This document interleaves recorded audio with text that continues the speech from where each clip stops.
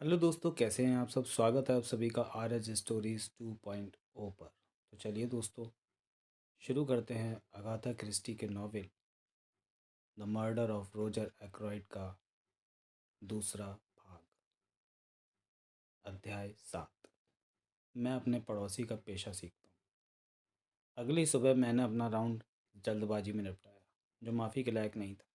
मेरा बहाना ये हो सकता है कि मेरे पास कोई बहुत ज़रूरी मामले नहीं थे। मेरे लौटने पर कैरोलिन हॉल में मेरा स्वागत करने आई। फ्लोरा एक्रॉयड यहाँ है, उसने उत्साहित होकर फुसफुसाते हुए घोषणा की। क्या? मैंने अपनी हैरानी को यथासंभव छिपाने की कोशिश की।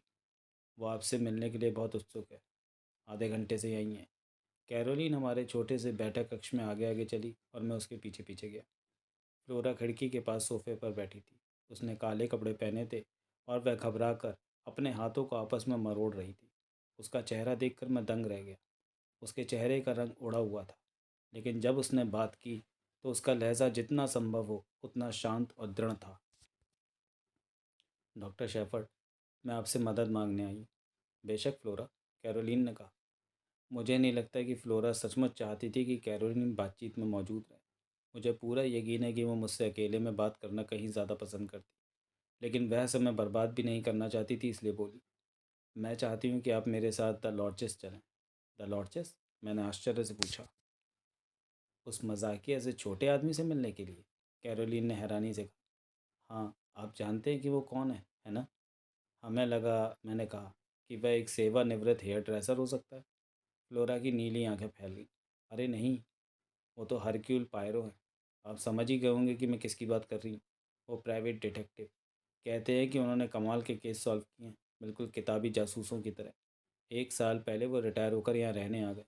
अंकल उन्हें जानते थे, लेकिन उन्होंने किसी को ना बताने का वादा किया था, क्योंकि मिस्टर पायरो शांति से रहना चाहते थे और लोगों की झंझटों से बचना चाहते थे। तो ये हैं वो, मैंने धीरे से कहा। आपने उनके बारे में तो सुना ही होगा, है ना?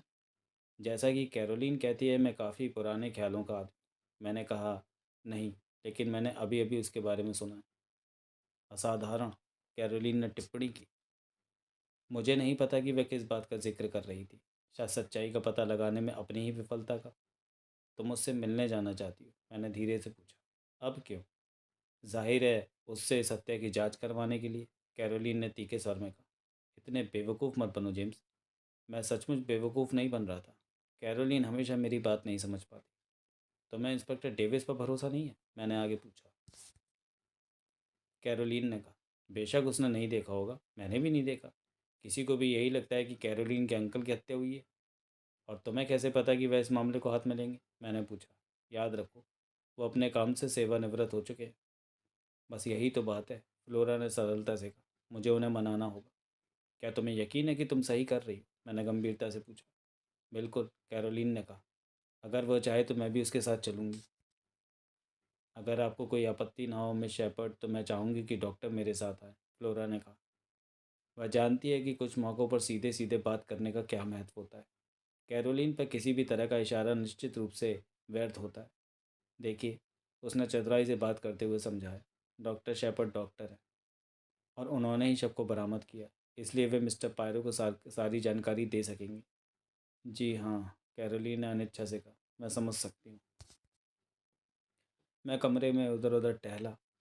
फ्लोरा, मैंने गंभीरता से कहा, मेरी बात मानो। मैं तुम्हें सलाह देता हूँ कि इस जासूस को इस मामले में मत घसीटो। फ्लोरा झट से खड़ी हो गई। उसके गालों पर लाली छा गई। मैं जानती हूँ अब आप ऐसा क्यों कह रहे हैं, वो रोते हुए बोली। लेकिन ठीक इसी वजह से मैं जाने के लिए इतनी बेचैन हूँ। आप डरे हुए हो, लेकिन मैं नहीं। मैं रॉल्फ को आपसे बेहतर जानती हूँ। रॉल्फ? कैरोलीन ने कहा। रॉल्फ का इससे क्या लेना देना है? हम दोनों में से किसी ने भी उसकी बात पर ध्यान नहीं दिया। फ्लोरा ने आगे कहा। रॉल्फ कमज़ोर हो सकता है। उसने अतीत में मूर्खतापूर्ण काम किए होंगे, यहाँ तक कि बुरे काम भी, लेकिन वह किसी का खून नहीं करेगा। नहीं नहीं, मैं चौंक कर बोला। मैंने उसके बारे में ऐसा कभी नहीं सोचा। फ्लोरा ने पूछा। तो फिर आप कल रात थ्री बर्ड्स क्यों गए थे? घर लौटते समय अंकल का शव मिलने के बाद? मैं कुछ पल के लिए चुप हो गया। मुझे उम्मीद थी कि मेरी ये मुलाकात किसी का ध्यान नहीं खींचेगी। मैंने पलट कर पूछा, तो मैं इसके बारे में कैसे पता चला? मैं आज सुबह वहाँ गई थी, फ्लोरा ने कहा। मैंने नौकरों से सुना था कि रॉल्फ वहाँ ठहरा हुआ है। मैंने उसे बीच में ही रोक दिया। तुम्हें पता नहीं था वो किंग्स अबॉट में था? नहीं, मैं तो दंग रह गई। मुझे समझ ही नहीं आया। मैं वहाँ गई और उसके बारे में पूछा। उन्होंने मुझे बताया, जो मुझे लगता है कि उन्होंने आपको भी कल रात बताया होगा, कि वह कल शाम करीब 9 बजे निकला था और वापस नहीं आया। उसकी आंखें चुनौती भरे अंदाज में मेरी आंखों से मिली और मारो मानो मेरी नज़र का जवाब देते हुए वह फूट पड़ी। अच्छा, वो क्यों नहीं लौटता? वो कहीं भी जा सकता था। हो सकता है कि वह लंदन वापस चला गया हो, अपना सामान वहीं छोड़कर। मैंने धीरे से पूछा। फ्लोरा ने अपना पैर पटका। मुझे परवाह नहीं, कोई ना कोई वजह तो होगी, और इसलिए तुम हरक्यूल पायरो के पास जाना चाहती हो। क्या चीज़ों को ऐसे ही छोड़ देना बेहतर नहीं है? याद है, पुलिस को रॉल्फ पर ज़रा भी शक नहीं है। वे तो बिल्कुल अलग ही रणनीति पर काम कर रहे हैं। लेकिन बात तो यही है, लड़की चिल्लाई। उन्हें उस पर शक है। आज सुबह क्रैनचेस्टर से एक आदमी आया था, इंस्पेक्टर रैगलन। एक घिनौना धूर्त सा आदमी। मुझे पता चला कि वह आज सुबह मुझसे पहले थ्री बोर्ड्स के में गया था। उन्होंने मुझे उसके वहाँ होने और उसके पूछे गए सवालों के बारे में सब कुछ बताया। उसे लगता होगा कि रॉल्फ ने ये किया है।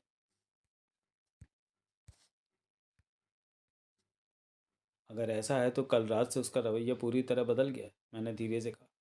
तो क्या वह डेविस के सिद्धांत पर विश्वास नहीं करता कि यह पार्कर ने किया है? हाँ, पार्कर नहीं किया है, मेरी बहन ने कहा और नाक सिकोड़ी। फ्लोरा आगे आई और उसने अपना हाथ मेरे हाथ पर रख दिया। ओह डॉक्टर शेपर्ड, चलिए तुरंत मिस्टर पायरो के पास चलते हैं। वो सच्चाई का पता लगा लेंगे। मेरी प्यारी फ्लोरा, मैंने धीरे से कहा और अपना हाथ उसके हाथ पर रख दिया। क्या तुम्हें पूरा यकीन है कि यही वह सच है जो हम जानना चाहते हैं? उसने मेरी तरफ देखा और गंभीरता से सिर हिलाया। आपको यकीन नहीं है? उसने कहा। मुझे यकीन है। मैं रॉल्फ तुम्हें यकीन नहीं है? उसने कहा। मुझे यकीन है। मैं रॉल्फ को आपसे ज़्यादा जानती हूँ। बेशक उसने ये नहीं किया होगा, कैरोलिन ने कहा, जो बड़ी मुश्किल से चुप थी। रॉल्फ भले ही खर्चीला हो, लेकिन वह बड़ा प्यारा लड़का है और उसके तौर तरीके बहुत अच्छे हैं। मैं कैरोलिन को बताना चाहता था कि कई हत्यारों के तौर तरीके अच्छे होते हैं, लेकिन फ्लोरा की मौजूदगी ने मुझे रोक दिया। क्योंकि लड़की दृढ़ थी, इसलिए मुझे उसकी बात माननी पड़ी और हम तुरंत निकल पड़े।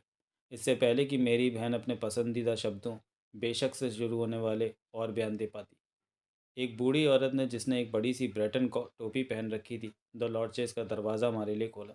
ऐसा लग रहा था कि मिस्टर पायरो घर पर ही थे। हमें एक छोटे से बैठक कक्ष में ले जाया गया, जिसे औपचारिक रूप से व्यवस्थित किया गया था, और वहाँ लगभग 1 मिनट के अंतराल के बाद कल का मेरा दोस्त हमारे पास आया। हेलो डॉक्टर, उसने मुस्कुराते हुए कहा। मैडम, उसने फ्लोरा को झुककर प्रणाम किया। मैंने बात शुरू करते हुए कहा, शायद आपने कल रात घटित त्रासदी के बारे में सुना होगा।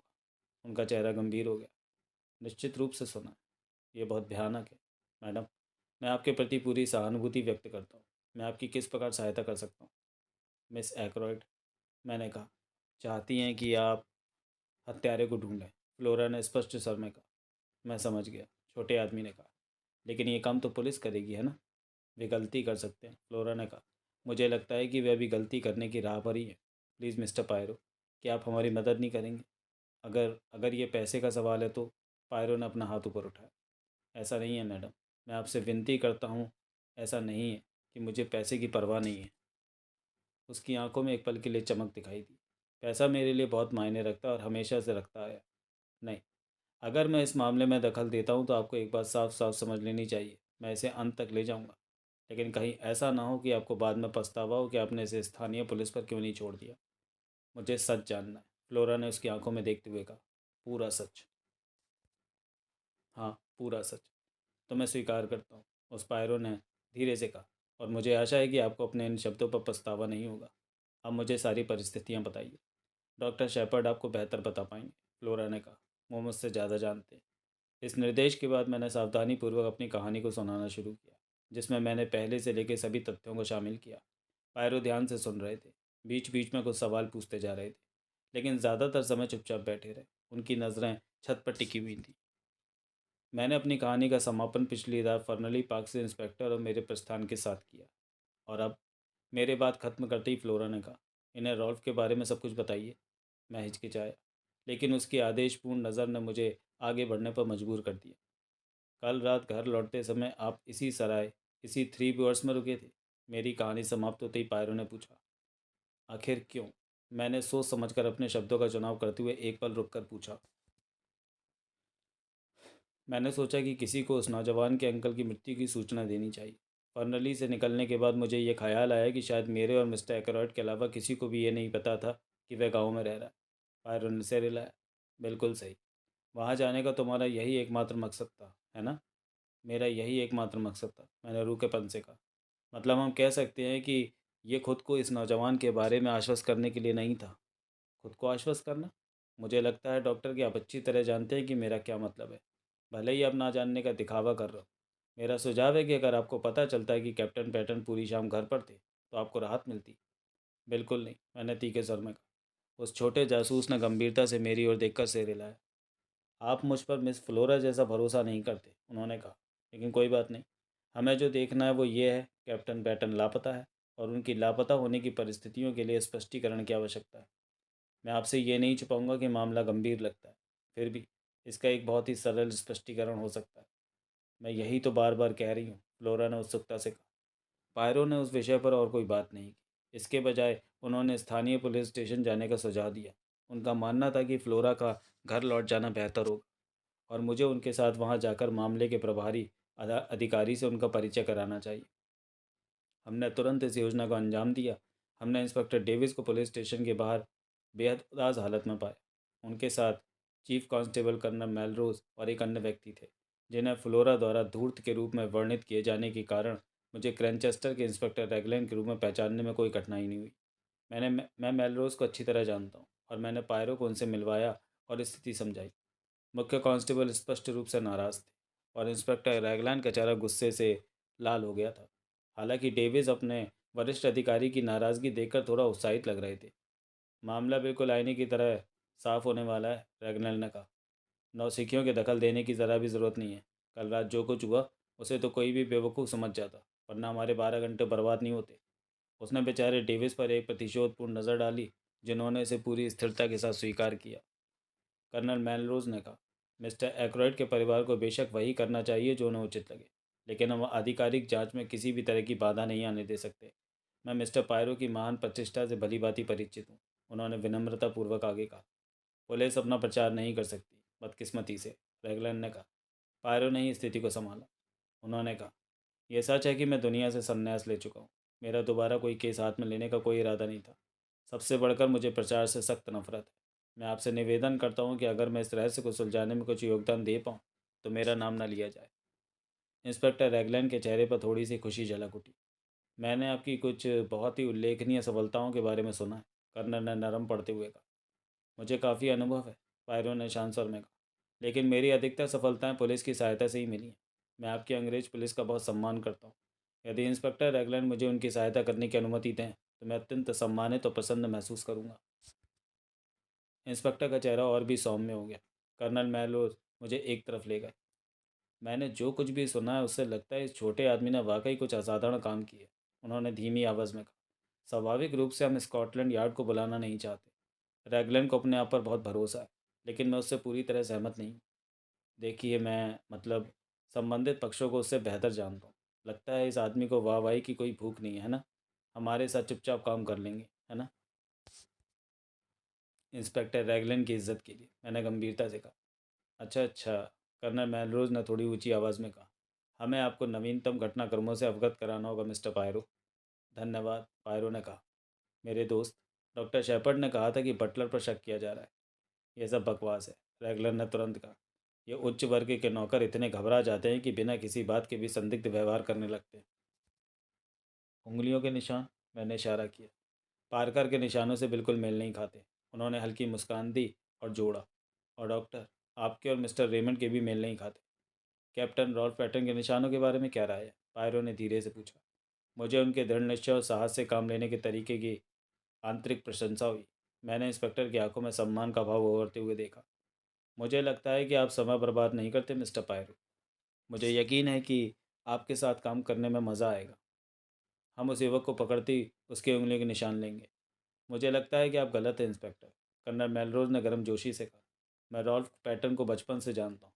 वो कभी हत्या जैसा नीच काम नहीं करेगा। शायद नहीं, इंस्पेक्टर ने भावहीनता से कहा।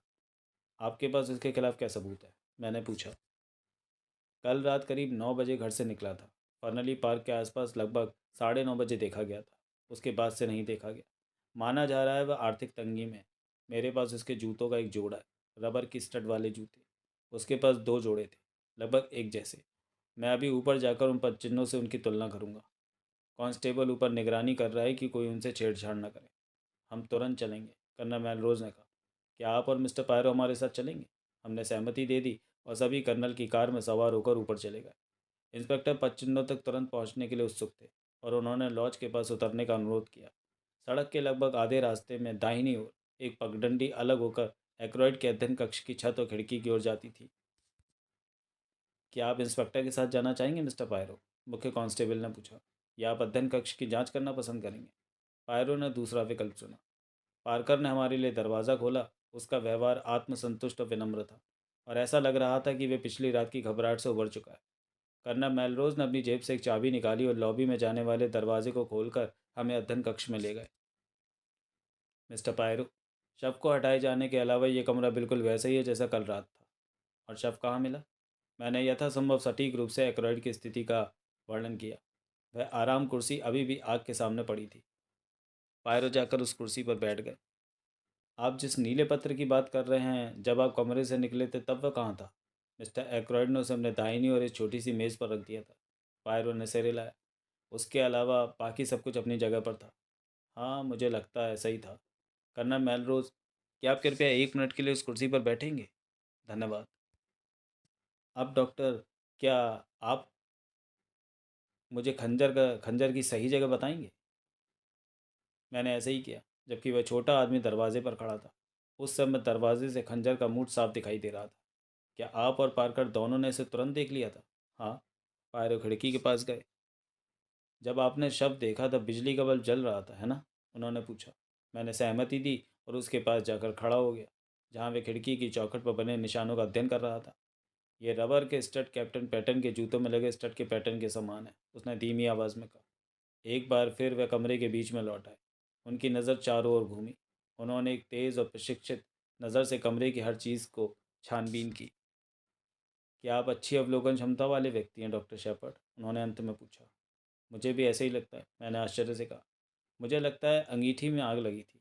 जब आपने दरवाज़ा तोड़ा और मिस्टर एग्राक्रॉड को मृत पाया तो आग कैसी थी? क्या वो धीमी थी? मैंने झुंझलाहट भरी हंसी हंस दी। मैं सच में कुछ नहीं कह सकता, मैंने ध्यान नहीं दिया। शायद मिस्टर रेमंड या मेजर ब्लंट। मेरे सामने छोटे आदमी ने हल्की मुस्कान के साथ सिर हिलाया। हमें हमेशा व्यवस्थित तरीके से ही आगे बढ़ना चाहिए।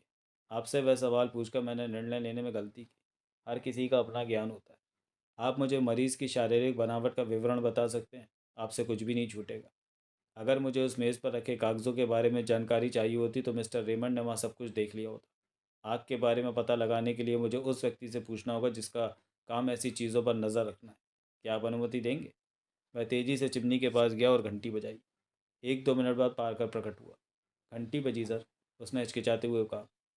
अंदर आओ पार्कर, कर्नल मेलरोज ने कहा। ये सज्जन तुम आपसे कुछ पूछना चाहते हैं। पार्कर ने सम्मानपूर्वक पायरों की ओर ध्यान दिया। पार्कर, उस छोटे आदमी ने कहा, जब तुमने कल रात डॉक्टर शेपर्ड के साथ दरवाज़ा तोड़ा और अपने मालिक को मृत पाया तो आग की स्थिति क्या थी? पार्कर ने बिना रुके जवाब दिया। आग बहुत धीमी चल रही थी सर, लगभग बुझी गई थी। आह, पार्कर ने कहा। उनकी आवाज़ में मानो विजय का भाव था। उन्होंने आगे कहा, मेरे प्यारे पार्कर, जरा चारों ओर देखिए। क्या यह कमरा बिल्कुल वैसा ही है जैसा तब था?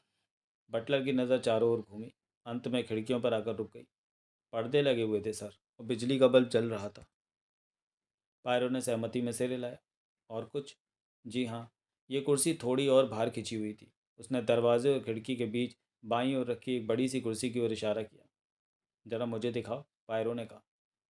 बटलर ने उस कुर्सी को दीवार से लगभग 2 फीट दूर खींच लिया और उसे इस तरह घुमाया कि उसकी सीट का मुख्य दरवाजे की ओर हो गया। यह अजीब है, पायरो बड़बड़ाए। मुझे लगता है कोई भी कुर्सी को ऐसी स्थिति में रखकर नहीं बैठना चाहेगा। अब मुझे आश्चर्य है कि इसे वापस जगह पर किसने ढकेला। क्या तुमने मेरे दोस्त? नहीं सर, पार्कर ने कहा। मैं मालिक को देखकर बहुत परेशान था। पायरो ने मेरी तरफ देखा। क्या आपने ऐसा किया डॉक्टर? मैंने सिर हिलाकर मना कर दिया।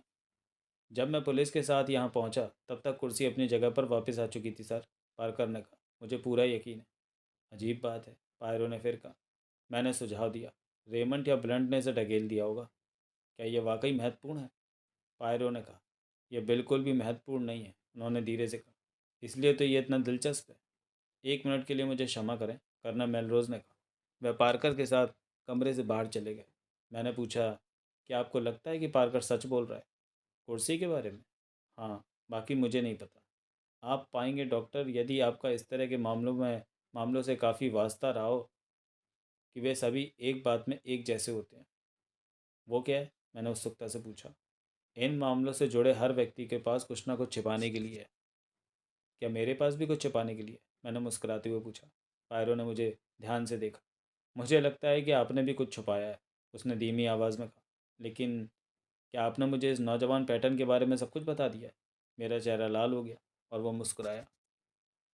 अरे चिंता मत करो, मैं आप पर दबाव नहीं डालूंगा। मुझे समय आने पर पता चल जाएगा। काश आप मुझे अपनी कार्य प्रणाली के बारे में कुछ बताते। मैंने अपनी उलझन छिपाने के लिए जल्दी से कहा। उदाहरण के लिए आग वाली बात। अरे वो तो बहुत आसान था। आप मिस्टर एकरॉयड को 9 बजने में 10 मिनट पहले छोड़कर चले गए थे, है ना? हाँ बिल्कुल। खिड़की बंद करके कुंडी लगा दी गई और दरवाज़ा खुला छोड़ दिया गया। 10:15 बजे जब शव मिला तो दरवाज़ा बंद था और खिड़की खुली थी। इसे किसने खोला? स्पष्टतः ऐसा केवल मिस्टर एकरॉयड ही कर सकते थे। और इसके दो कारण हो सकते हैं। या तो कमरा असहनीय रूप से गर्म हो गया था, लेकिन चूंकि आग लगभग बुझ चुकी थी और पिछली रात तापमान में अचानक गिरावट आई थी, इसलिए ये कारण नहीं हो सकता। या फिर उन्होंने किसी को इस तरह अंदर आने दिया, और यदि उन्होंने किसी को इस तरह अंदर आने दिया तो ये निश्चित रूप से कोई परिचित व्यक्ति रहा होगा, क्योंकि उन्होंने पहले भी उसी खिड़की के विषय पर अपनी बेचैनी जाहिर की थी।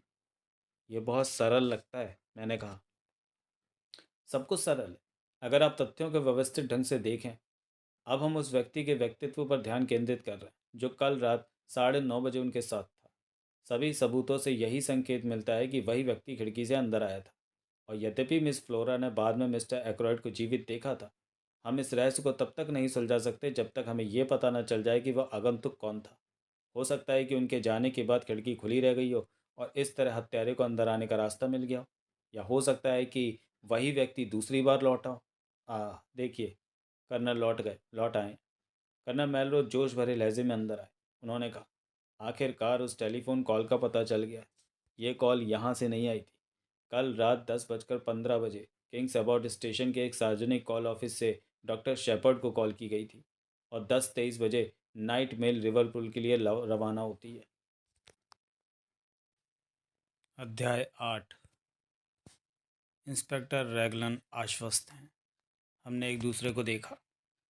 आप स्टेशन पर पूछताछ तो करवाएंगे ही ना? मैंने कहा। जाहिर है, उन्होंने जवाब दिया। लेकिन परिणाम को लेकर मैं बहुत आशावादी नहीं हूँ। आप तो जानते ही हैं कि वह स्टेशन कैसा है। मैं जानता था। किंग्स अबाउट एक छोटा सा गांव है, लेकिन उसका स्टेशन एक महत्वपूर्ण जंक्शन है। अधिकांश बड़ी एक्सप्रेस ट्रेनें वहीं रुकती हैं और ट्रेनों को इधर उधर किया जाता है, व्यवस्थित किया जाता है और तैयार किया जाता है। वहाँ 2-3 सार्वजनिक टेलीफोन बूथ हैं। रात के उस समय 3 लोकल ट्रेनें एक के बाद एक आती हैं, ताकि उत्तर की ओर जाने वाली एक्सप्रेस ट्रेन से जुड़ सके, जो 10:19 बजे आती है और 10:23 बजे रवाना होती है। पूरा इलाका चहल पहल से भरा होता है और किसी एक व्यक्ति के टेलीफोन करते हुए या एक्सप्रेस ट्रेन में चढ़ते हुए देखे जाने की संभावना बहुत कम होती है। लेकिन आखिर टेलीफोन की ज़रूरत ही क्यों? मैलोर ने पूछा। यही तो मुझे सबसे अजीब लगता है। इसमें कोई तर्क या कारण नज़र नहीं आता। पायरो ने किताबों की अलमारी पर रखे एक चीनी मिट्टी के सजावटी सामान को ध्यान से सीधा किया। विश्वास रखिए, इसके पीछे एक कारण था, उसने पीछे मुड़कर कहा। लेकिन क्या कारण हो सकता है? जब हमें यह पता चल जाएगा तो हमें सब कुछ पता चल जाएगा। ये मामला बहुत ही विचित्र और दिलचस्प है। उनके आखिरी शब्दों में कुछ ऐसा था जिसे शब्दों में बयान करना लगभग असंभव था। मुझे लगा कि वह इस मामले को अपने ही किसी अनोखे नज़रिए से देख रहे हैं। और वे क्या देख रहे थे, ये मैं नहीं बता सकता। वे खिड़की के पास गए और वहाँ खड़े होकर बाहर देखने लगे। डॉक्टर शेपर्ड, आप कहते हैं जब गेट के पास आपकी उस अजनबी से मुलाकात हुई तब 9 बजे थे? उन्होंने मेरी और बिना मुड़े पूछा। हाँ, मैंने जवाब दिया। मैंने चर्च की घड़ी में घंटे बजते सुने थे। उसे घर तक पहुंचने में कितना समय लगा होगा? मिसाल के तौर पर इस खिड़की तक पहुंचने में ज़्यादा से ज़्यादा 5 मिनट। अगर वह ड्राइववे के दाईं ओर वाले रास्ते से सीधे यहाँ आता है तो 2 या 3 मिनट ही लगेंगे। लेकिन ऐसा करने के लिए उसे रास्ता पता होना चाहिए। मैं अपनी बात कैसे समझाऊं? इसका मतलब ये होगा कि वह पहले भी यहाँ आ चुका है, कि वह अपने आसपास के माहौल से वाकिफ़ है। यह सच है, कर्नल मेलरोज ने जवाब दिया। क्या हम ये पता लगा सकते हैं मिस्टर एक्रॉयड कि मिस्टर एक्रॉयड ने पिछले हफ्ते किस अजनबी से मुलाकात की थी? रेमंड हमें ये बता सकते हैं, मैंने कहा। या फिर पार्कर? कर्नल मेलरोज ने सुझाव दिया। दोनों से पूछ लेते हैं, पायरो ने मुस्कुराते हुए सुझाव दिया। कर्नल मेलरोज रेमंड की तलाश में चले गए और मैंने पार्कर के लिए एक बार फिर घंटी बजाई। कर्नल मेलरोज लगभग तुरंत ही युवा सचिव के साथ लौट आए, जिनका परिचय उन्होंने पायरो से कराया। जेफरी रेमंड हमेशा की तरह चुस्त दुरुस्त और आकर्षक थे। पायरो से मिलकर वे आश्चर्यचकित और खुश लग रहे थे। मुझे बिल्कुल भी अंदाज़ा नहीं था कि आप हमारे बीच छुपकर रह रहे थे मिस्टर पायरो, उसने कहा। आपको काम करते देखना मेरे लिए बहुत बड़ा सौभाग्य होगा। अरे ये क्या है? पायरो दरवाजे के ठीक बाई ओर खड़े थे। अब वे अचानक एक तरफ हट गए और मैंने देखा कि मेरी पीठ मुड़ी होने के दौरान उन्होंने तेज़ी से आर्म चेयर को उस स्थिति में खींच लिया होगा जहाँ पार्कर ने इशारा किया था। क्या अब मेरी बारी है? क्या मुझे पूछताछ के लिए इस कुर्सी पर बैठना होगा? रेमंड ने हंसते हुए पूछा। क्या बात है मिस्टर रेमंड, यह कुर्सी कल रात मिस्टर एक्रॉयड की हत्या के समय हटाई गई थी। किसी ने इसे वापस अपनी जगह पर रख दिया। क्या आपने ऐसा किया था? सचिव ने बिना एक पल भी हिचकिचाए जवाब दिया। नहीं, बिल्कुल नहीं। सच तो यह है कि मुझे याद भी नहीं कि वो अपनी जगह से हटी हुई थी, लेकिन अगर आप कह रहे हैं तो ज़रूर रही होगी। खैर, किसी और ने उसे वापस उसकी सही जगह पर रख दिया होगा। क्या उन्होंने ऐसा करने में कोई सुराग नष्ट कर दिया? ये तो बहुत बुरा हुआ। इसका कोई खास महत्व नहीं है, पायरो ने कहा। बिल्कुल भी नहीं। मैं वास्तव में आपसे ये पूछना चाहता हूँ मिस्टर रेमंड, क्या पिछले सप्ताह के दौरान कोई अजनबी मिस्टर एक्रॉयड से मिलने आया था? सचिव ने 1-2 मिनट सोचा, अपनी भौहें सिकोड़ी और इसी बीच घंटी बजने पर पार्कर अंदर आया। नहीं, रेमंड ने अंत में कहा। मुझे ऐसा कुछ याद नहीं आ रहा है। क्या तुम्हें याद है पार्कर? माफ़ कीजिए सर। क्या इस सप्ताह मिस्टर एक्रॉयड से मिलने कोई अजनबी आया था? बटलर ने कुछ पल सोचा। सर, बुधवार को एक युवक आया था, उसने अंत में कहा। मुझे पता चला कि वह कर्टिन्स और ट्राउट कंपनी से था। रेमंड ने धीरता से हाथ हिलाया। ओह हाँ, मुझे याद है। लेकिन इस सज्जन का मतलब उस तरह के अजनबी से नहीं है। वो पायरो की ओर मुड़ा। मिस्टर एक्रॉयड डिक्टाफोन खरीदने का विचार कर रहे थे, उसने समझाया। इससे हम सीमित समय में बहुत अधिक काम निपटा पाते। संबंधित कंपनी ने अपना प्रतिनिधि भेजा था, लेकिन बात नहीं बनी। मिस्टर अग्रवाल ने उसे ना खरीदने का फैसला किया। पायरो ने बटलर की ओर रुख किया। क्या आप मुझे उस युवक का हुलिया बता सकते हैं पार्कर? वह सुनहरा वालों वाला था सर।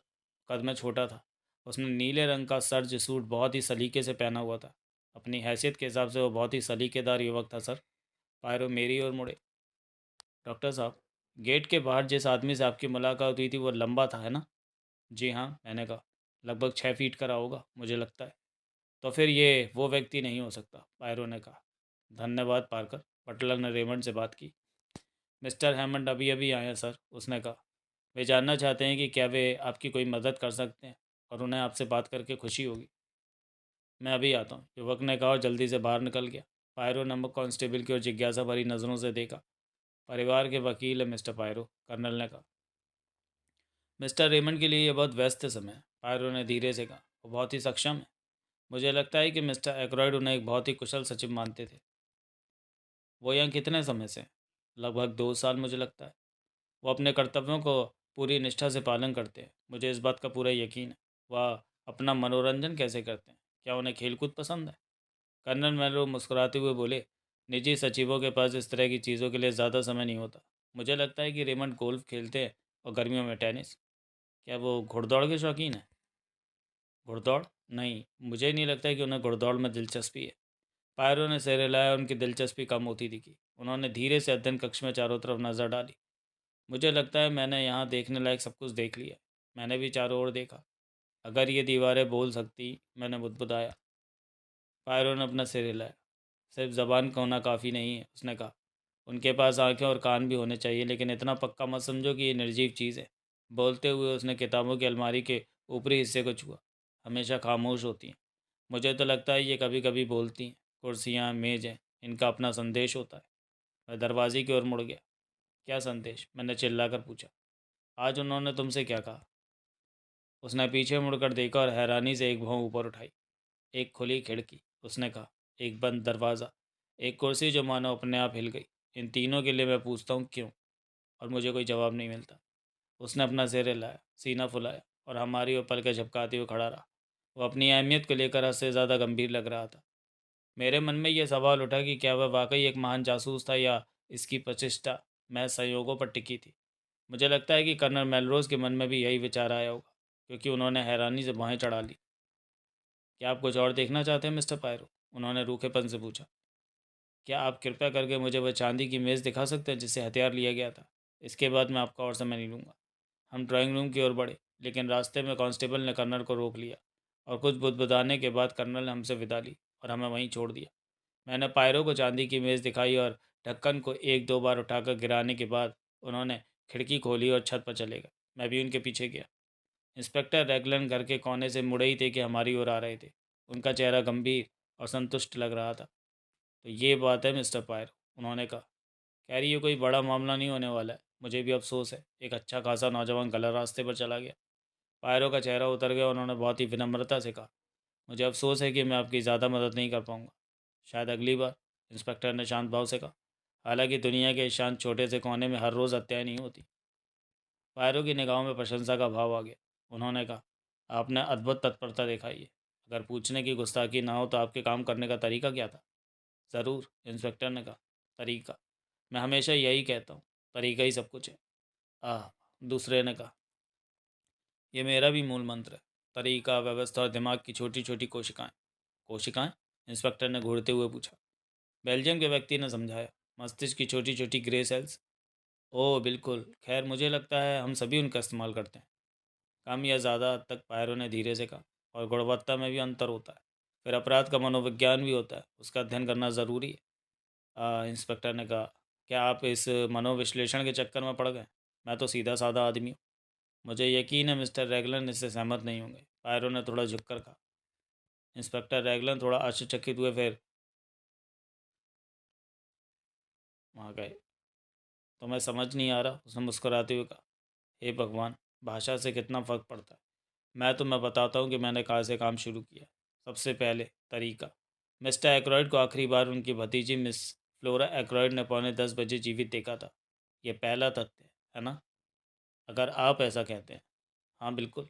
यहाँ डॉक्टर का कहना है कि 10:30 बजे मिस्टर एक्रॉयड की मृत्यु कम से कम आधे घंटे पहले हो चुकी थी। क्या आप इसी बात पर कायम हैं डॉक्टर? ज़रूर, मैंने कहा। आधे घंटे या उससे ज़्यादा? बहुत बढ़िया। इससे हमें ठीक 15 मिनट का समय मिलता है जिसमें अपराध हुआ होगा।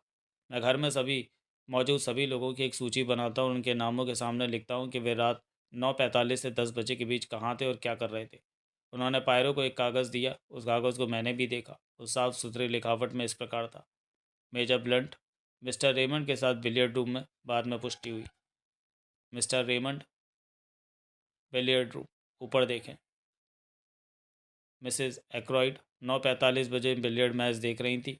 रात 9:55 बजे बिस्तर पर चली गई। रेमंड और ब्लंट उसे सीढ़ियों से ऊपर जाते हुए देखा।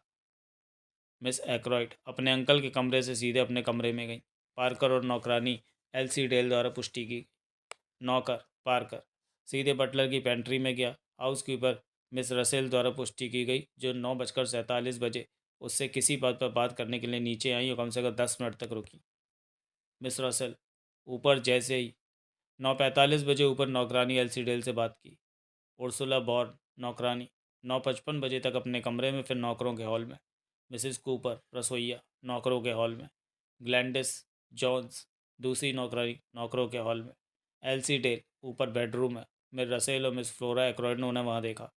मैरी थ्रिप रसोई की नौकरानी नौकरों का हॉल। रसोइया यहाँ 7 साल से है, नौकरानी 18 महीने से और पार्कर 1 साल से थोड़ा ज़्यादा समय से। बाकी सब नए हैं।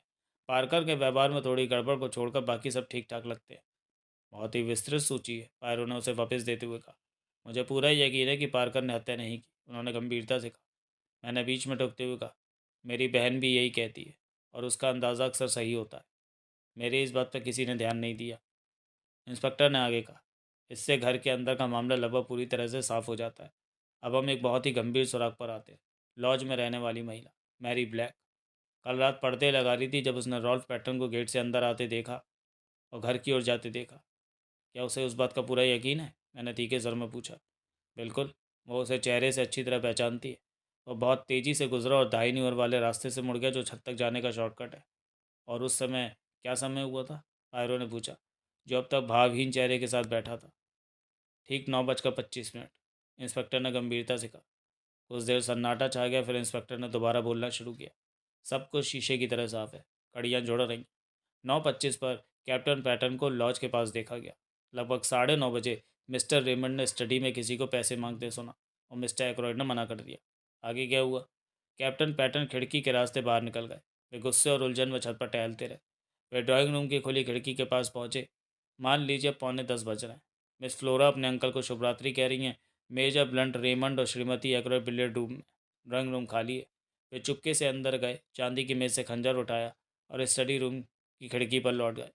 जूते उतारे, अंदर चढ़े और खैर बाकी आप जानते हैं। फिर चुपके से निकल गए। सराय में वापस जाने की हिम्मत नहीं हुई। स्टेशन की ओर गए और वहाँ से फ़ोन किया। क्यों? पायरो ने धीरे से कहा। अचानक हुई इस रुकावट से मैं चौंक गया। वह छोटा आदमी आगे की ओर झुका हुआ था। उसकी आंखों में एक अजीब सी चमक थी। एक पल के लिए इंस्पेक्टर रेगलर इस सवाल को सुनकर स्तब्ध रह गए। ये ठीक ठीक कहना मुश्किल है कि उसने ऐसा क्यों किया, उसने अंत में कहा। लेकिन हत्यारे अजीबोगरीब हरकतें करते हैं। अगर आप पुलिस में होते तो आपको पता होता। सबसे चालाक लोग भी कभी कभी बेवकूफ़ी भरी गलतियां कर बैठते हैं। लेकिन चलिए, मैं आपको वो पैरों के निशान दिखाता हूँ। हम उसके पीछे पीछे छत के कोने से होते हुए अध्ययन कक्ष की खिड़की तक गए। रैगलन के इशारे पर एक पुलिस कांस्टेबल ने पास की सराय से बरामद किए जूते पेश किए। इंस्पेक्टर ने उन्हें निशानों के ऊपर रखकर दिखाया। ये बिल्कुल मेल खाते हैं, उसने आत्मविश्वास से कहा। कहने का मतलब है कि ये वो जूते नहीं हैं जिनसे ये निशान बने। वो इन्हें पहन कर गया था। ये बिल्कुल उन्हीं जैसे जूते हैं, लेकिन थोड़े पुराने। देखो, इनके स्टड कितने घिस गए हैं। बहुत से लोग रबर के स्टड वाले जूते पहनते हैं, पायरो ने पूछा। हाँ बिल्कुल, इंस्पेक्टर ने कहा। अगर बाकी सब बातें ना होती तो मैं पैरों के निशानों पर इतना जोर ना देता। कैप्टन रॉल्फ पैटर्न कितना नासमझ और नौजवान है, पायरो ने सोच समझ कर कहा। अपनी मौजूदगी के इतने सारे सबूत छोड़ गया। अरे खैर, इंस्पेक्टर ने कहा। कल रात मौसम सूखा और सुहावना था। उसने ना तो छत पर और ना ही बजरी वाले रास्ते पर कोई निशान छोड़े। लेकिन बदकिस्मती से लगता है कि हाल ही में ड्राइव वे से रास्ते के आखिर में एक झरना फूट पड़ा है, जिससे ज़मीन गीली थी। यहाँ देखिए। कुछ ही फीट की दूरी पर एक छोटा बजरी वाला रास्ता छत से जुड़ता था। इसके अंत से कुछ गज की दूरी पर एक जगह पर ज़मीन गीली और दलदली थी। इस गीली जगह को पार करते हुए फिर से पैरों के निशान दिखाई दिए और उनमें रबर के स्टड वाले जूतों के निशान भी थे। पायरो थोड़ी दूर तक उस रास्ते पर चलता रहा। इंस्पेक्टर उसके साथ साथ चल रहा था। क्या आपको किसी महिला के भी पैरों के निशान मिले? उसने अचानक पूछा। इंस्पेक्टर हंस पड़ा। स्वाभाविक रूप से। लेकिन कई अलग अलग महिलाएं इस रास्ते से गुजरी हैं, और पुरुष भी। ये घर जाने का एक नियमित शॉर्टकट है। सभी पद चिन्हों को अलग अलग पहचानना असंभव होगा। और वैसे भी असली सबूत तो खिड़की की चौखट पर मिले निशान ही है। पायरो ने सिर हिलाया। जैसे ही हम सड़क के किनारे पहुंचे, इंस्पेक्टर ने कहा, आगे जाना बेकार है। यहाँ फिर से सब जगह बजरी बिछी और बहुत सख्त है। पायरो ने फिर से हिलाया। लेकिन उनकी नज़र एक छोटे से समर हाउस यानी बगीचे में बना छोटा घर पर टिकी थी। यह हमारे आगे वाले रास्ते से थोड़ा बाईं ओर था और उस तक बजरी से बना एक रास्ता जाता था। इंस्पेक्टर के घर की ओर वापस जाने तक पायरो वहीं रुका रहा। फिर उसने मेरी तरफ देखा। तो सच में भगवान ने मेरे दोस्त हेस्टिंग्स की जगह भेजा है, उसने शरारती मुस्कान के साथ कहा। मैंने देखा है कि तुम मेरा साथ नहीं छोड़ते। क्या कहते हो डॉक्टर शेपर्ड? क्या हम उस समर हाउस की जांच करें? मुझे उसमें दिलचस्पी है। वो दरवाजे तक गया और उसे खोला। अंदर लगभग अंधेरा था। वहाँ एक दो कुर्सियाँ, एक क्रॉकेट सेट और कुछ फोल्डिंग कुर्सियाँ थी। मैं अपने नए दोस्त की हरकत देखकर चौंक गया। वो अपने हाथों और घुटनों के बल नीचे गिर गया था और फर्श पर रेंग रहा था। बीच बीच में वो अपना सिर हिलाता रहा, मानो संतुष्ट ना हो। अंत में वो अपनी एड़ियों पर बैठ गया। कुछ नहीं, उसने धीरे से कहा। खैर, शायद उसकी उम्मीद नहीं थी, लेकिन अगर कुछ मिलता तो उसका बहुत महत्व होता। अचानक वह रुक गया। उसका पूरा शरीर तन गया। फिर उसने अपना एक हाथ कुर्सी की ओर बढ़ाया और कुर्सी के एक पाए से कुछ अलग किया। ये क्या है? मैंने चिल्लाकर पूछा। आपको क्या मिला? वह मुस्कुराया और अपना हाथ खोलकर मुझे दिखाया कि उसकी हथेली में क्या है।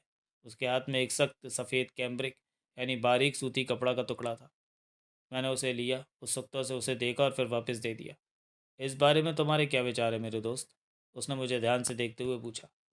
रुमाल से फाड़ा हुआ एक टुकड़ा, मैंने कंधे उचकाते हुए सुझाव दिया। उसने फिर एक और हरकत की और ज़मीन से एक छोटा सा पंख उठाया। देखने में वह हंस का पंख लग रहा था। और ये? उसने विजयी भाव से कहा। तुम इसके बारे में क्या सोचते हो?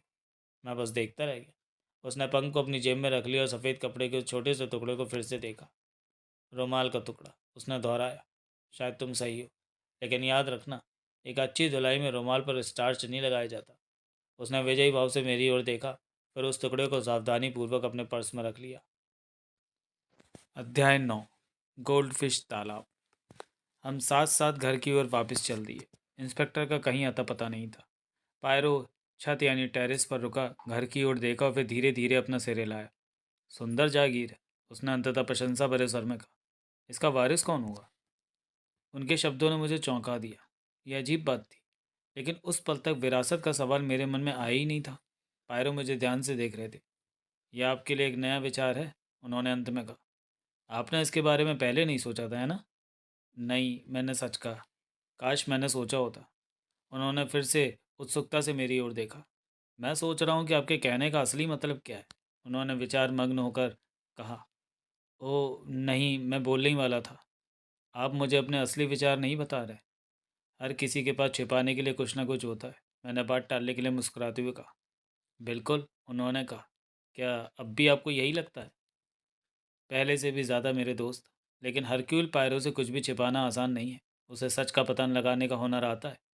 बोलते बोलते वो डच गार्डन की सीढ़ियों से नीचे उतर गया। चलिए थोड़ा टहलते हैं, उसने पीछे मुड़कर कहा। आज हवा सुहानी है। मैं उनके पीछे चल पड़ा। वो मुझे बाईं ओर एक पगडंडी पर ले गए जो यू के पेड़ों की कतारों से घिरी थी। बीचों बीच एक और रास्ता जाता था, जिसके दोनों ओर फूलों की क्यारियाँ थीं, और अंत में एक गोल पक्का चबूतरा था, जहाँ एक बेंच और सुनहरी मछलियों का एक छोटा सा तालाब यानी गोल्ड फिश पॉन्ड था। अंत तक जाने के बजाय पायरों ने दूसरा रास्ता चुना, जो एक पेड़ों से ढकी ढलान पर ऊपर की ओर जाता था। वहाँ एक जगह पेड़ों को काटकर बैठने के लिए एक बेंच लगा दी गई थी। वहाँ से ग्रामीण इलाके का शानदार नज़ारा दिखता था, और ठीक नीचे पक्के चबूतरे और सुनहरी मछली के तालाब को साफ देखा जा सकता था। इंग्लैंड बहुत खूबसूरत है, पायरो ने कहा। उनकी निगाहें सामने के नज़ारे पर टिकी थी। फिर वे मुस्कुराए। और अंग्रेज़ लड़कियाँ भी, उन्होंने धीमी आवाज़ में कहा। चुप रहो मेरे दोस्त, और नीचे का नज़ारा देखो। तभी मेरी नज़र फ्लोरा पर पड़ी। वह उसी रास्ते पर चल रही थी जिसे हम अभी अभी छोड़कर आए थे, और वो कोई धुन गुनगुना रही थी। उसके कदम चलने से ज़्यादा थिरक रहे थे, और अपनी काली शोक पोशाक के बावजूद उसके पूरे हाव भाव में खुशी झलक रही थी। उसने अचानक एक चक्कर लगाया, जिससे उसकी काली पोशाक लहरा उठी। उसी समय उसने अपना सिर पीछे की ओर झुकाया और खिलखिलाकर हंस पड़ी। जैसे ही उसने ऐसा किया, पेड़ों के बीच से एक आदमी बाहर निकला। वह हेक्टर ब्लंट था। लड़की चौंक गई। उसके चेहरे के भाव थोड़े बदल गए। तुमने मुझे डरा दिया, मैंने तुम्हें देखा ही नहीं। ब्लंट ने कुछ नहीं कहा, बस एक दो मिनट तक चुपचाप उसे देखता रहा। फ्लोरा ने थोड़ी शरारत भरी मुस्कान के साथ कहा। मुझे तुम्हारे बारे में जो बात सबसे अच्छी लगती है, वो है तुम्हारा खुशमिजाज व्यक्तित्व। मुझे लगा कि यह सुनकर ब्लंट का चेहरा शर्म से लाल हो गया। जब वह बोला तो उसकी आवाज़ में एक अजीब सी विनम्रता थी।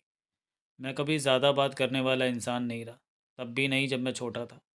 मुझे लगता है ये बहुत पहले की बात है, फ्लोरा ने गंभीरता से कहा। मुझे उसकी आवाज़ में हंसी की हल्की सी झलक महसूस हुई, लेकिन शायद ब्लंट को इसका एहसास नहीं हुआ। हाँ, उसने सरलता से कहा, ऐसा ही था। मैथुसेला यानी अतिवृद्ध होने का अनुभव कैसा होता है? फ्लोरा ने पूछा। इस बार हंसी ज़्यादा साफ थी, लेकिन ब्लंट अपने ही किसी विचार में खोया हुआ था। वो आदमी याद है जिसने शैतान को अपनी आत्मा बेच दी थी, फिर से जवान होने के बदले में? उस पर एक ओपेरा भी है। तुम्हारा मतलब फास्ट से है, वो धूर्त। अगर हो सके तो हम में से कुछ लोग भी शायद ऐसे ही करेंगे। तुम्हारी बातें सुनकर कोई भी सोचेगा कि तुम सटिया गए हो, फ्लोरा ने आधे चिढ़कर और आधे हंसते हुए कहा। ब्लंट एक दो मिनट तक चुप रहा, फिर उसने फ्लोरा से नजरें हटाकर पास के एक पेड़ के तने को देखा। मुझे लगता है अब मेरा अफ्रीका वापस जाने का समय हो गया। क्या तुम फिर किसी अभियान पर जा रहे हो, शिकार करने? शायद। वैसे तो मैं अक्सर जाता ही हूँ, शिकार करता ही हूँ। तुमने हॉल में टंगे उस सिर का शिकार किया था, है ना? ब्लंट ने सिर हिलाया, फिर वह झट से बोला, और ऐसा करते हुए उसका चेहरा लाल हो गया। क्या तुम्हें कुछ अच्छी खाले चाहिए? अगर हाँ तो मैं तुम्हारे लिए ला सकता हूँ। ओह प्लीज़ ज़रूर, फ्लोरा चाहेगी। क्या तुम सच में लाओगे? भूलोगे तो नहीं? नहीं भूलूंगा, हेक्टर ब्लंट ने कहा। अचानक उत्साह से भरकर उसने कहा, मुझे यहाँ से चले जाना चाहिए। मैं इस तरह की ज़िंदगी के लायक नहीं हूँ। मेरे पास सलीका नहीं है। मैं एक जंगली व्यक्ति हूँ। सभ्य समाज में मेरा कोई काम नहीं है। मुझे वो बातें कभी याद नहीं रहती जो मुझसे कहने की उम्मीद की जाती है।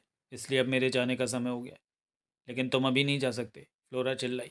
नहीं, जब तक हम इस मुसीबत में हैं तब तक तो बिल्कुल नहीं। ओ प्लीज़, अगर तुम जाओगे। वो थोड़ा मुंह फेर कर खड़ी हो गई। क्या तुम चाहती हो कि मैं रुकूं? ब्लंट ने पूछा। उसने ये बहुत सादगी से पूछा। हम सब, मेरा मतलब तुमसे व्यक्तिगत रूप से था, ब्लंट ने सीधे सीधे कहा। फ्लोरा धीरे से पीछे मुड़ी और उसकी आंखों में देखा। मैं चाहती हूँ कि तुम यहीं रहो, उसने कहा। अगर अगर इससे कोई फ़र्क पड़ता है। इससे बहुत फ़र्क पड़ता है, ब्लंट ने कहा। कुछ पल के लिए सन्नाटा छा गया। वे सुनहरी मछली के तालाब के किनारे पत्थर की बेंच पर बैठ गए। ऐसा लग रहा था जैसे उन दोनों को समझ नहीं आ रहा था कि आगे क्या कहें। ये कितनी प्यारी सुबह है, फ्लोरा ने आखिरकार कहा। जानते हो, इस सब के बावजूद मैं खुश हुए बिना नहीं रह पा रही। क्या तुम्हें लगता है कि ये बहुत बुरी बात है? बिल्कुल नहीं, ब्लंट ने कहा। तुमने अपने अंकल को 2 साल पहले तक देखा भी नहीं था, है ना? बहुत ज़्यादा शौक मनाने की उम्मीद नहीं की जा सकती। बेहतर है कि कोई दिखावा ना करो। तुम में कुछ बहुत ही सुकून देने वाली बात है, फ्लोरा ने कहा। तुम चीज़ों को बहुत सरल बना देते हो। चीज़ें आमतौर पर सरल ही होती हैं, ब्लंट ने कहा। हमेशा नहीं, फ्लोरा ने कहा। उसकी आवाज़ धीमी हो गई थी और मैंने देखा कि ब्लंट मुड़कर उसकी ओर देखने लगा। उसने उसकी आवाज़ में आए इस बदलाव को कुछ और ही मतलब निकाला, क्योंकि 1-2 मिनट बाद उसने अचानक कहा, सुनो, तुम्हें चिंता नहीं करनी चाहिए। मेरा मतलब उस नौजवान यानी रॉल्फ के बारे में। इंस्पेक्टर बेवकूफ़ है। सबको पता है कि ये सोचना बिल्कुल मूर्खता है कि उसने ऐसा किया होगा।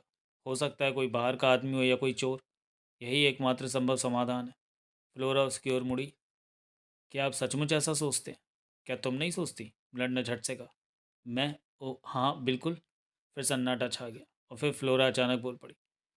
मैं तुम्हें बताती हूँ कि मुझे आज सुबह इतनी खुशी क्यों महसूस हुई। तुम मुझे चाहे कितना भी बेरहम क्यों ना समझो, लेकिन मैं बताना चाहती हूँ।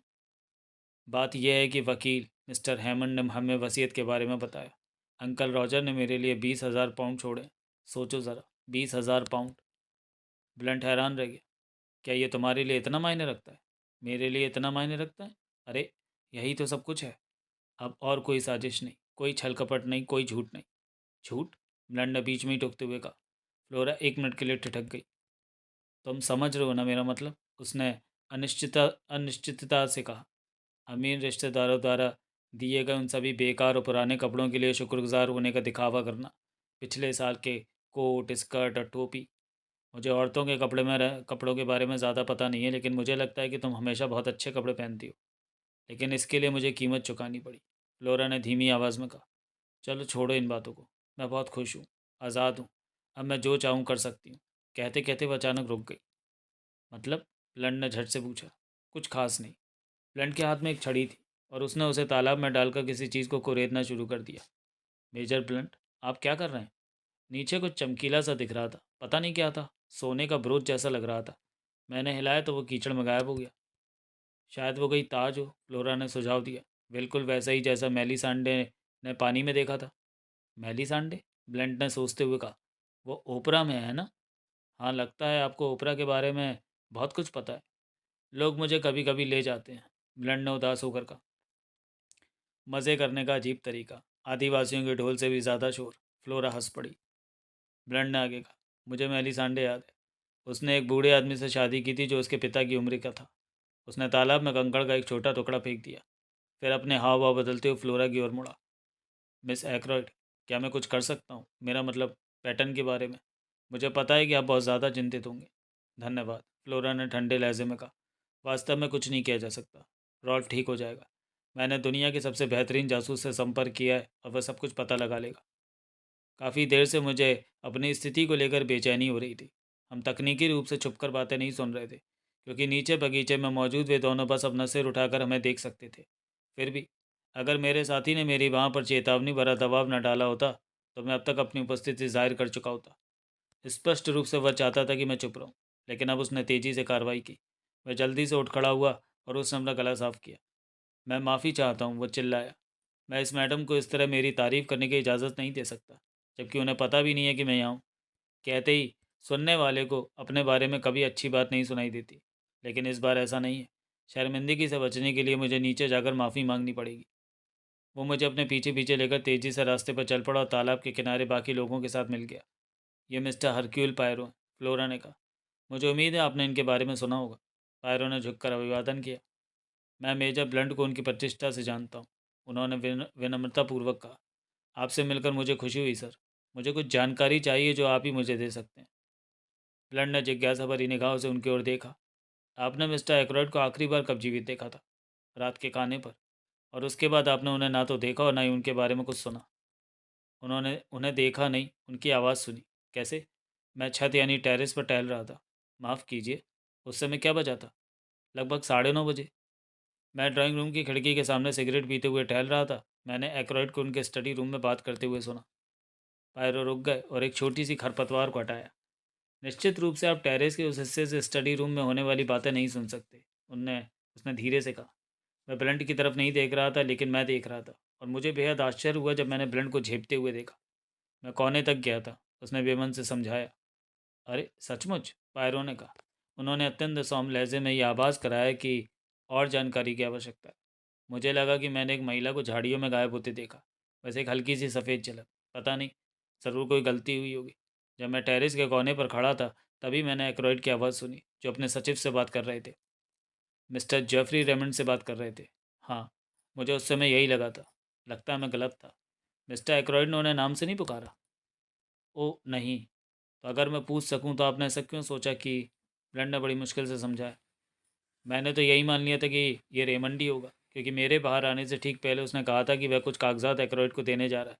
मैंने कभी सोचा भी नहीं कि कोई और हो सकता है। क्या आपको याद है कि आपने क्या शब्द सुने थे?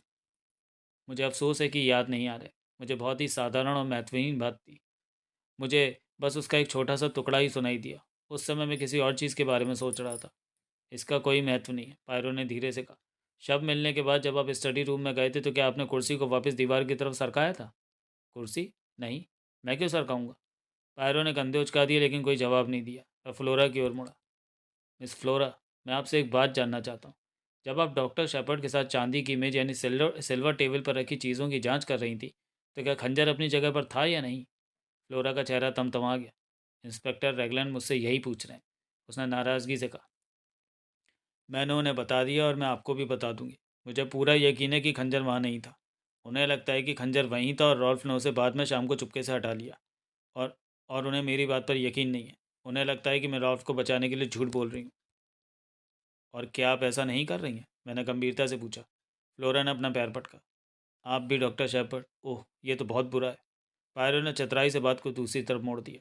मेजर ब्लंट, आपने जो कहा वो सच है। इस तालाब में कुछ चमक रहा है।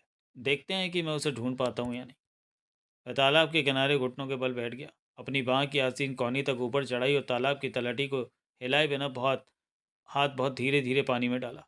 लेकिन तमाम सावधानियों के बावजूद कीचड़ का बावर उठा, और उसे खाली हाथ ही बाहर खींच निकालनी पड़ी। उसने अपनी बाँह पर लगी मिट्टी को अफसोस भरी निगाहों से देखा। मैंने उसे अपना रुमाल दिया, जिसे उसने कृतज्ञतापूर्वक स्वीकार कर लिया। ब्लंट ने अपनी घड़ी देखी। लगभग दोपहर के भोजन का समय हो गया, उसने कहा। हमें घर वापस चलना चाहिए। क्या आप हमारे साथ दोपहर का भोजन करेंगे, मिस्टर पायर? फ्लोरा ने पूछा। मैं चाहती हूँ कि आप मेरी माँ से मिलें। वो रॉल्फ को बहुत पसंद करती हैं। छोटे कद के व्यक्ति ने झुककर अभिवादन किया। मुझे बहुत खुशी होगी, मैडम। और आप भी रुकेंगे ना, डॉक्टर शेपर्ड? मैं हिचकिचाया। ओह ज़रूर। मैं ऐसा करना चाहता था, इसलिए मैंने बिना किसी औपचारिकता के निमंत्रण स्वीकार कर लिया। हम घर की ओर चल पड़े। फ्लोरा और ब्लंट आगे चल रहे थे। वाह, क्या बाल है! पायरो ने धीमी आवाज़ में मुझसे कहा, फ्लोरा की ओर इशारा करते हुए कहा। सचमुच असली सोने जैसे। ये दोनों एक खूबसूरत जोड़ी बनेंगे। वह और सांवले आकर्षक कैप्टन पैटर्न। क्या ऐसा नहीं होगा? मैं जिज्ञासा भरी नज़रों से उनकी ओर देखा, लेकिन वे अपनी कोट की आस्तीन पर गिरी पानी की कुछ नन्ही बूंदों को लेकर परेशान होने लगे। वो आदमी मुझे कुछ मायनों में बिल्ली की याद दिलाता था, उसकी हरी आंखें और उसकी नखरेबाजी वाली आदतें। और वह सब कोशिश भी बेकार गई। मैंने सहानुभूति जताते हुए कहा, पता नहीं तालाब में क्या था। क्या आप देखना चाहेंगे? पायरो ने पूछा। मैंने उसे घूर कर देखा। उसने सिर हिलाया। मेरे प्रिय मित्र, उन्होंने विनम्रतापूर्वक और थोड़े तिरस्कारपूर्ण लहजे में कहा। हरक्यूल पायरो अपने उद्देश्य की प्राप्ति सुनिश्चित किए बिना अपने कपड़ों को गंदा करने का जोखिम नहीं उठाता। ऐसा करना हास्यास्पद और बेतुका होगा, और मैं कभी हास्यास्पद नहीं होता। लेकिन आपने तो अपना खाली हाथ ही बाहर निकाला था। मैंने आपत्ति जताई। कई बार विवेक का प्रयोग करना आवश्यक होता है। क्या आप अपने मरीजों को सब कुछ बता देते हैं? सचमुच सब कुछ, डॉक्टर? मुझे नहीं लगता। और ना ही आप अपनी उत्कृष्ट बहन को सब कुछ बताते हैं, है ना? अपना खाली हाथ दिखाने से पहले मैंने उसमें जो कुछ था उसे दूसरे हाथ में गिरा दिया था। आप देखेंगे कि वो क्या था। उन्होंने अपना बायां हाथ हथेली खोलकर आगे बढ़ाया। उस पर सोने का एक छोटा सा छल्ला पड़ा था। एक महिला की शादी की अंगूठी, यानी वेडिंग रिंग। मैंने उसे उनसे ले लिया। अंदर देखो, पायरो ने आदेश दिया। मैंने वैसा ही किया। अंदर सुंदर अक्षरों में एक लेख खुदा था। आर की ओर से 13 मार्च। मैंने पायरो की ओर देखा, लेकिन वह एक छोटे से पॉकेट मिरर यानी जेबी आईने में अपना चेहरा निहारने में व्यस्त थे। उन्होंने अपनी मूँछों पर विशेष ध्यान दिया और मेरी ओर बिल्कुल भी नहीं देखा। मैंने देखा कि उनका मुझसे बात करने का कोई इरादा नहीं था। तो चलिए दोस्तों, द मर्डर ऑफ रॉजर एक्रॉयड का ये भाग हम यहीं समाप्त करते हैं और मिलते हैं इसके अगले भाग में अगले वीडियो में। तब तक के लिए धन्यवाद।